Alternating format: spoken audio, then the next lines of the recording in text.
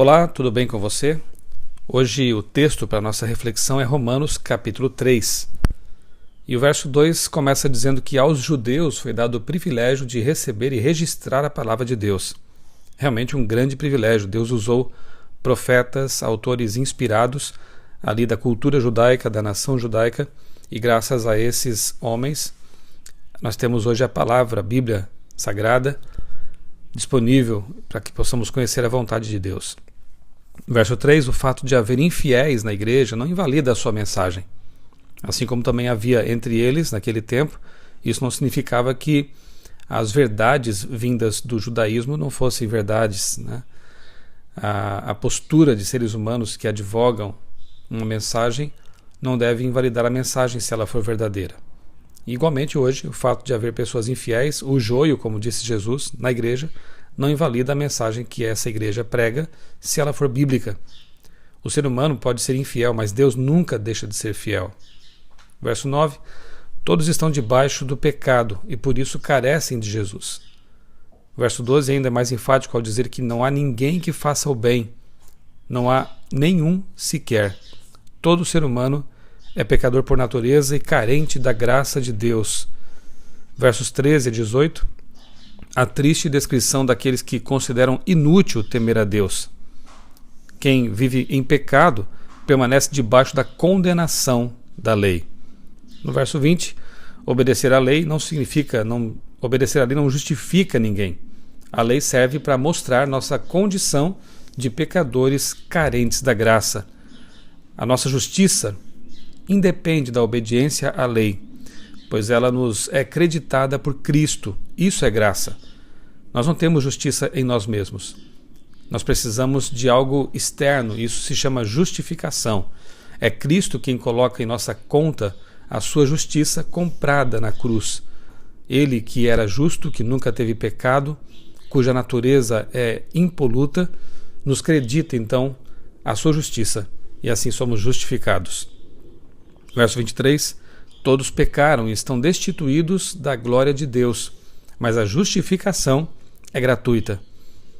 Verso 24, a lei condena, Cristo redime. Alguns até fazem confusão quando estudam textos como este, em que Paulo diz que a lei condena, a lei aparentemente tem um aspecto mau, e de fato tem, porque a função dela não é salvar, a função da lei não é justificar, a função da lei é mostrar o pecado, e assim ela realmente condena, mas Cristo é quem redime. O apóstolo Tiago até faz uma comparação, dizendo que a lei é como um espelho. Ao contemplarmos o rosto no espelho, vemos que ali há uma sujeira, ali há uma mancha, mas se passarmos o espelho no rosto, não resolverá nada, poderá até sujar mais o rosto. Nós precisamos de uma toalha, precisamos de água para limpar o rosto. De igual maneira, a lei é o espelho e ela mostra a nossa deformidade moral, mostra a nossa pecaminosidade, aquilo em que estamos errando. Mas quando precisamos de limpeza, de purificação, quem faz isso é Jesus. Nunca se esqueça disso. A função da lei é mostrar o pecado. Cristo é aquele que redime, é aquele que justifica. Verso 26, Jesus é o justo que nos justifica. Ele é o único, foi o único ser humano que viveu sem pecado e por isso pôde então morrer sem pecado, fazendo-se pecado por nós, comprando a nossa salvação.